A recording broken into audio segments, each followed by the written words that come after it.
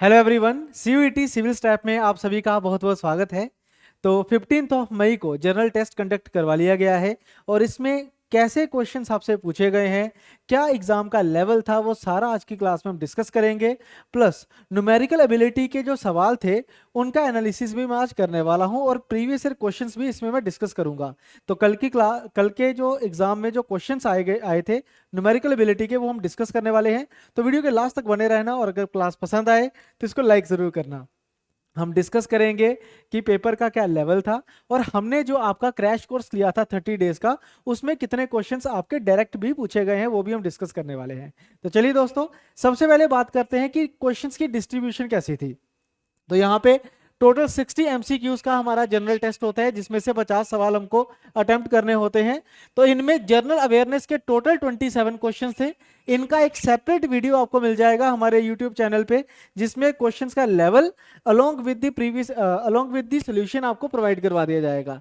ऐसे ही रीजनिंग के total 18 MCQs पूछे गए थे और इन 18 क्वेश्चंस का भी आपको जो सॉल्यूशन है वो इसी यूट्यूब चैनल के माध्यम से आपको प्रोवाइड करवाया जाएगा, जिससे आपको आइडिया मिल जाएगा कि कितने सवाल आपने सही करे और कितने आपने गलत करे हैं। इसी के अलावा अगर हम बात करें न्यूमेरिकल एबिलिटी की, तो आज की इस क्लास में मैं न्यूमेरिकल एबिलिटी का एनालिसिस करने वाला हूं।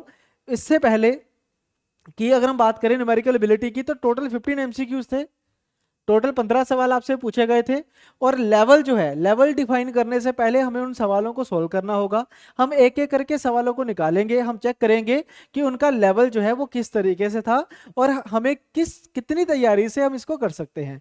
ये उन स्टूडेंट्स के लिए भी वीडियो बहुत ज़रूरी है जो अभी 10+2 में है, जो अगले साल सीयूईटी का पेपर देने वाले हैं। तो वीडियो को लास्ट तक देखिएगा, आपको लेवल का पूरा अंदाजा हो जाएगा। ठीक है, चलिए दोस्तों शुरू करते हैं फिर आज की क्लास। तो सबसे पहले ये दो सवाल है।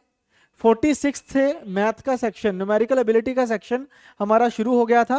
पहला सवाल था सिंप्लीफिकेशन का, जो आई थिंक इजीएस्ट क्वेश्चन था, और दूसरा सवाल था हमारा फ्रैक्शंस वाला। और ये दोनों सवाल आपको क्लासेस में करवाए हुए हैं।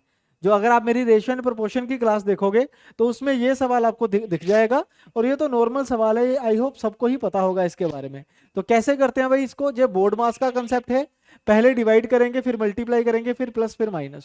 तो डिवाइड करेंगे तो 6 आएगा, 24 डिवाइड बाय 4 कितना होता है 6। फिर 6 इंटू 2 करेंगे 12 आएगा, 12 प्लस 8 होगा हमारे पास 20, 20 माइनस 4 कितना हो जाएगा 16 हो जाएगा। तो ऑप्शन नंबर सी जो है वो इस सवाल का सही उत्तर है। तो हम कहेंगे कि ये जो हमारे पास सवाल था ये इजी था, इजी लेवल का सवाल था। सेकंड क्वेश्चन के आपसे बोला गया what is the difference of the greatest and smallest fractions. इनमें जो ग्रेटेस्ट फ्रैक्शन है और जो स्मॉलेस्ट फ्रैक्शन है उनका डिफरेंस आपसे पूछा गया है, कितना होगा। तो भाई कौन सी ग्रेटेस्ट है, कौन सी स्मॉलेस्ट है, कैसे निकालते थे, कैसे सिखाया था आपको कि आपने क्या करना है, यहाँ पे देखो 0 0 बना लो हर जगह ऐसे, और इनको काटना शुरू कर दो, डिवाइड करना शुरू कर दो। तो ये 5 टाइम्स कैंसिल होगा, ये 11 इंटू 7 और 11 इंटू 2, 80 से कैंसिल करोगे 7.2 बनेगा। ये हमारे पास 8.7 बनेगा। इसको सोल्व करोगे तो ये बनेगा जी 9 इंटू 7 होता है 63, फिर 9 इंटू 7 होता है 63। इसको सोल्व करेंगे तो कितना आएगा हमारे पास 8 इंटू 6 48, बचा 2 और 0.2। तो सबसे बड़ी फ्रैक्शन कौन सी थी जिसकी सबसे ज्यादा वैल्यू होगी, यानी कि 7/8।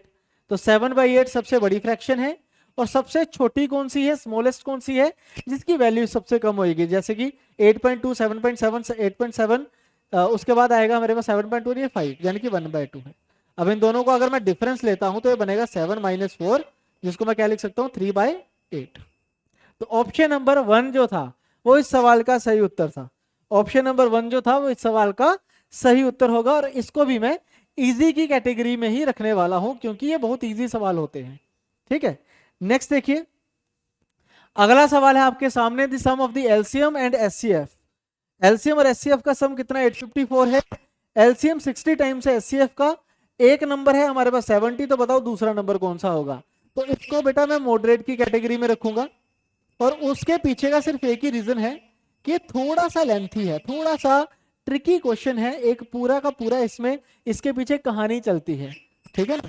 तो देखो जी, sum of LCM and HCF is 844। LCM plus HCF कितना होगा 854 होगा। और आपको बोला गया है कि जो एलसीएम है वो एचसीएफ से 60 गुना ज्यादा है, सॉरी 60 टाइम्स है। 60 टाइम्स का मतलब क्या है कि अगर एचसीएफ x है तो एलसीएम कितना होगा 60x। तो टोटल कितना हो गया 61। तो 61x की वैल्यू 854 होगी, और यहां से अगर मुझे x का वैल्यू निकालना है तो कितना होगा 854 डिवाइड बाय 61। तो इसको अगर मैं सोल्व करता हूं तो 14 टाइम कैंसिल हो जाएगा, 14 टाइम ये कैंसिल हो जाएगा हमारे पास। तो x की वैल्यू यहाँ पे 14 आएगी।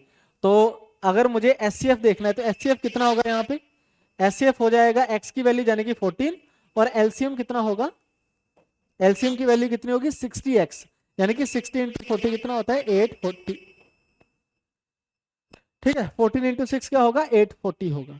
तो अगर मैं सम करूंगा तो कितना बनेगा 854 बन जाएगा। आई होप ये चीज आपको क्लियर होगी होगी। अब नेक्स्ट देखो बच्चे, आपको बोला गया है कि एक नंबर 70 है, बताओ दूसरा नंबर क्या होगा। तो भाई एक फॉर्मूला होता है कि LCM into HCF is equal to number 1 into number 2। दो नंबर्स का प्रोडक्ट किसके बराबर होता है, एलसीएम और एचसीएफ के प्रोडक्ट के। तो क्या आएगा यहाँ पे 14 into 840 is equal to 70 into N2। तो 70 बेटा यहाँ कैंसिल होगा, तो N2 का वैल्यू कितना रहेगा हमारे पास 190, सॉरी 12 आएगा यहाँ पे है ना, 1 सेकेंड, ये 12 से कैंसिल होगा, 12 सत्ते 84 होता है ना, तो 12 से कैंसिल होगा, 12 गुना 14 कितना होता है हमारे पास जी 168, 168। ये हमारा उत्तर हो जाएगा ऑप्शन नंबर 3। तो ये थोड़ा सा लेंथी सवाल था, इसीलिए मैंने इसको मॉडरेट की कैटेगरी में रखा है, क्योंकि इसको निकालने के लिए थोड़ा सा पेशेंस और टाइम की जरूरत है। ठीक है, नेक्स्ट क्वेश्चन देखो, आपको क्या बोला गया है, the present age of Harish is 8 times the sum of their ages of 2 sons at present. जो हरीश की प्रेजेंट एज है वो 8 गुना है किसका, the sum of the ages of his 2 sons at present. फिर आपको बोल दिया गया है after 8 years his age will be 2 times the sum of the ages of 2 sons, then find the present age of Harish. तो देखो भाई, जो दोस्त है ना उनको एस मान लेते हैं यहाँ पे है ना, उनको हम एस मान लेते हैं, एस प्लस एस मान लो। ये आपके ऊपर डिपेंड करता है पूरा, ये टोटली आपके ऊपर डिपेंड करता है कि मान के चलो कि उनके जो सन है बेटे हैं, ठीक है, दो बेटे हैं उनके, ठीक है, और उनका प्रेजेंट एज कितना है हमारे पास, कितना है यहाँ पे x मान लेते हैं। तो हरीश की एज कितनी हो जाएगी 8 टाइम्स हो जाएगी, यानी कि 8x हो जाएगी। तो भाई इसको सॉल्व करने के लिए अब आगे पेन चलाने की जरूरत नहीं है, आंसर हमारा 8x है।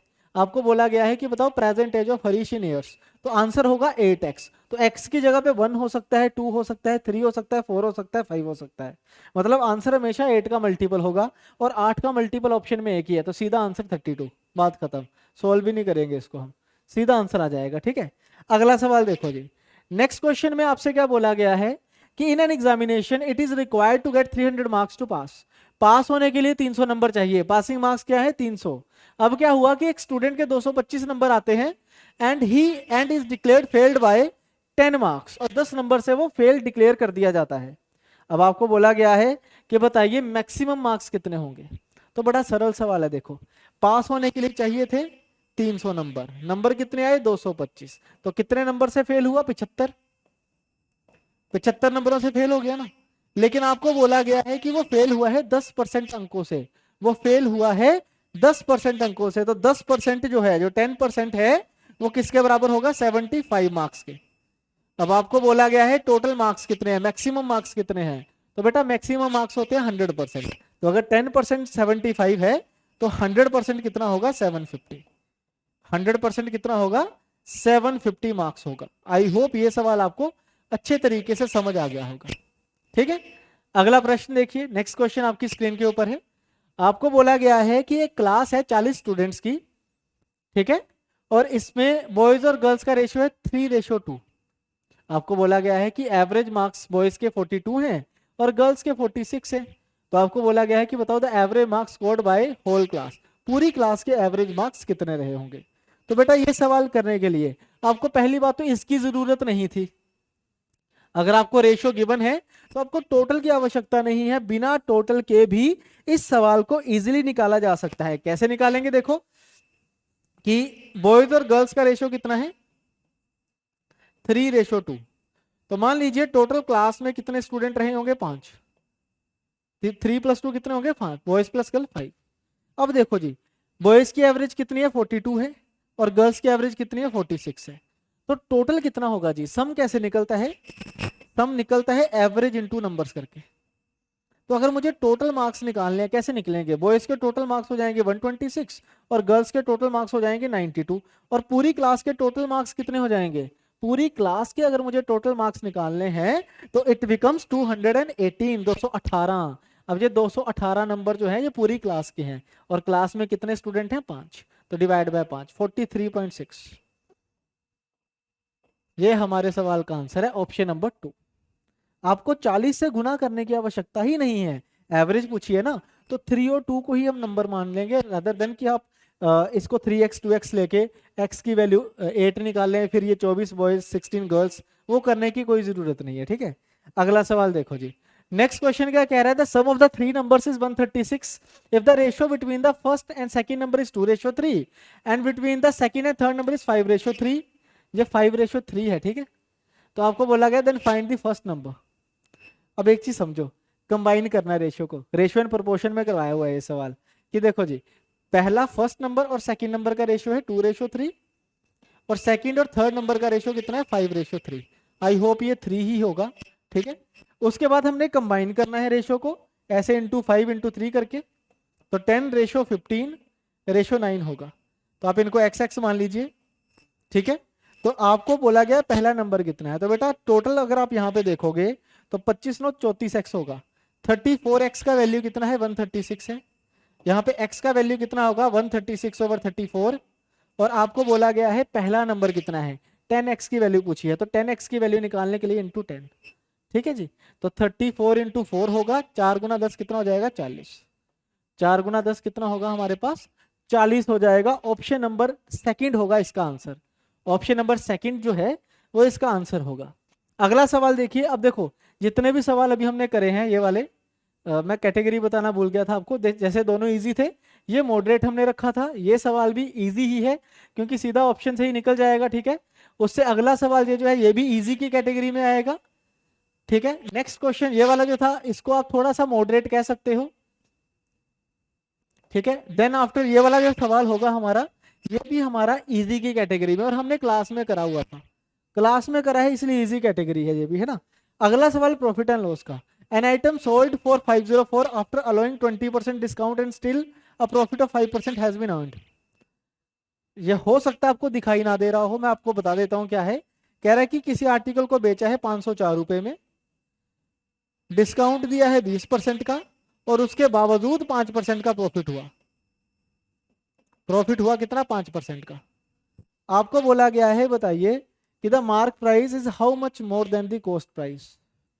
एमपी मार्क प्राइस जो है वो कितना ज्यादा है कॉस्ट प्राइस से, ये आपसे पूछा गया है। तो कैसे करेंगे इसको बेटा? कैसे करना है ध्यान से समझिएगा। 20% अगर डिस्काउंट दिया गया है तो 80% में सामान बेचा गया होगा। 80% किसका? मार्क प्राइस का, जो कि कितना होगा? 504। तो यहां से मार्क प्राइस निकल आएगा कितना? 504 बटे 80 गुना 100, क्योंकि 80% क्या होता है? 80/100। उधर जाके क्या होगा? 100/80। तो ये 5 से कैंसिल और ये 4 से कैंसिल और ये 12 चौका 48 और 6 चौका 24,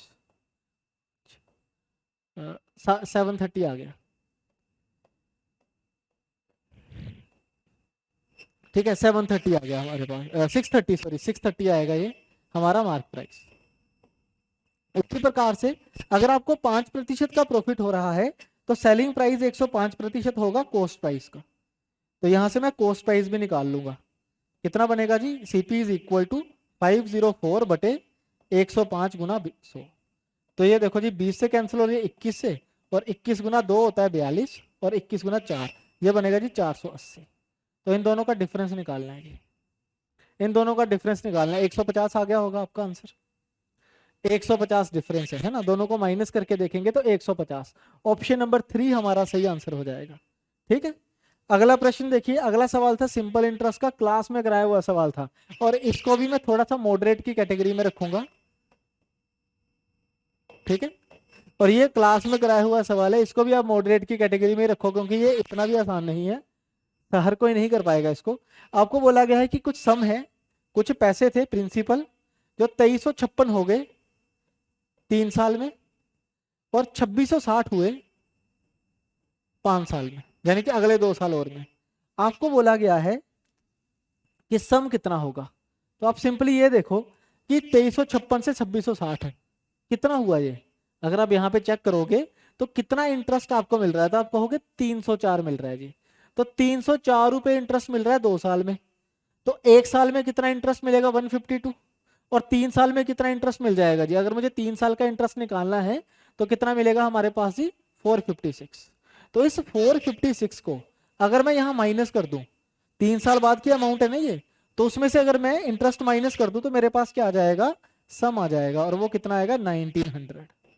सम कितना आएगा जी 1900। प्रिंसिपल आ जाएगा 1900 रुपए। तो ऑप्शन नंबर सी इसका सही उत्तर है। जिन जिन ने ये वाला पेपर दिया हुआ है ना, आंसर भी मैच कर लेना कि कितने सही किए कितने गलत किए, ठीक है। नेक्स्ट देखो, कह रहा है in a square length of the diagonal are 4k + 6 and 7k - 3। देखो ये है स्क्वायर, वर्ग जिसे हम बोलते हैं, ये इसके 2 डायगोनल है। कह रहा है एक की वैल्यू है 4k + 6 और एक की वैल्यू है 7k - 3। अब बच्चे एक चीज मैं आपको बताऊं, स्क्वायर में ना, वर्ग में दोनों डायगोनल बराबर होते हैं, ठीक है। तो अगर ये दोनों बराबर है ना, तो ये क्या बनेगा 3x = 9 and x is 3k = 9 and k = 3। तो k की वैल्यू 3 आ जाएगी। तो यहां से डायगोनल कितना आएगा, 4 × 3 12 6 18, या फिर 7 × 3 21 - 3 18। डायगोनल की वैल्यू आ जाएगी 18। और आपको बोला गया है कि इसका एरिया कितना होगा। तो स्क्वायर का जो एरिया होता है वो होता है जी हाफ इंटू डायगोनल का स्क्वायर। हाफ इंटू डायगोनल का स्क्वायर, वैसे साइड का स्क्वायर भी होता है, एक ये भी होता है हाफ इंटू डायगोनल का स्क्वायर। तो डायगोनल कितना 18, तो 18 का स्क्वायर करके डिवाइड बाय 2 कर दो, तो आंसर आएगा हमारे पास 162। आंसर आएगा जी 162। ऑप्शन नंबर सेकंड इसका सही उत्तर है। ऑप्शन नंबर सेकंड सही उत्तर है इसका। अगला सवाल देखो जी, the volume of a cylinder having base radius of 3 is 396, then find the curved surface area। आपसे क्या बोला गया है कि बताइए कर्व्ड सरफेस एरिया कितना है। सिलेंडर की बात हुई है, तो सिलेंडर का वॉल्यूम क्या होता है जी बेटा πr²h, πr²h, ठीक है। और अगर हम बात करें कर्व्ड सरफेस एरिया की, तो कर्व्ड सरफेस एरिया होता है 2πrh। तो ये चीज पूछी गई है और ये चीज हमने निकालनी है। तो कैसे निकलेगी, देखो ध्यान से देखना, जो कैंसिल होता है पहले वो कर लो। r से r कैंसिल, h से h कैंसिल, तो यहाँ पे बचा r और यहाँ पे बचा 2। तो r की वैल्यू अगर मैं 3 पुट कर दूं यहाँ पे, तो बेटा 3 का वैल्यू आपको गिवन है 396। तो कब आएगा, मल्टीप्लाई बाय 132 करके, यहाँ भी 32 से मल्टीप्लाई कर दो, आंसर आएगा 264। आपको फॉर्मूला लगा के हाइट निकालने की जरूरत नहीं है, डायरेक्ट निकालेंगे हम यहाँ पे, डायरेक्ट निकालेंगे, ठीक है। तो आंसर रहेगा 264। नेक्स्ट क्वेश्चन देखो जी, ये पाइप एंड सिस्टम का सवाल है और इसको भी मैं मॉडरेट की कैटेगरी में रखूंगा, ठीक है। ये भी हमारा लगभग इजी टू मॉडरेट रहेगा, मतलब इजी से थोड़ा सा ज्यादा है और मॉडरेट से थोड़ा सा कम है। इसमें क्या बोला गया है कि जो पाइप है ये 6 घंटे में टैंक भरती है। एक पाइप, एक टैप जो है जो 6 आवर्स में टैंक भरती है। कह रहा आधा भर गया after half the tank field, मतलब 3 घंटे, हाँ जी 3 घंटे का काम हो गया। फिर उसके बाद क्या हुआ कि इसके जैसी 3 पाइप्स को और लगा दिया गया, 3 more similar pipes are opened. तो भाई पहले एक थी, 3 और आगे, तो कितनी बची 4। अब काम बचा हुआ है 3 घंटे का और करेंगी 4 पाइप्स, तो कितना टाइम लगेगा 3/4 आवर्स। तो बेटा 3/4 आवर्स होते हैं 45 मिनट। 3/4 घंटा कितना होता है जी 45 मिनट होते हैं, जो 3 घंटे 45 मिनट लगेंगे और टैंक पूरा भर जाएगा, ठीक है। इजी टू मॉडरेट है। नेक्स्ट क्वेश्चन जी, अब ये सवाल है टाइम एंड डिस्टेंस का, क्लास में कराया हुआ सवाल है जी, बिल्कुल सेम सवाल कराया हुआ है, इजी लेवल का सवाल है। Train running at the speed of 80 km/h crosses 350 metre long tunnel in 36 seconds. आपसे पूछा गया है कि ट्रेन की लेंथ कितनी होगी, आपसे पूछा गया है कि ट्रेन की लेंथ कितनी होगी, ठीक है। तो एक बार मैं चाहूंगा कि खुद से एक बार सोल्व करो।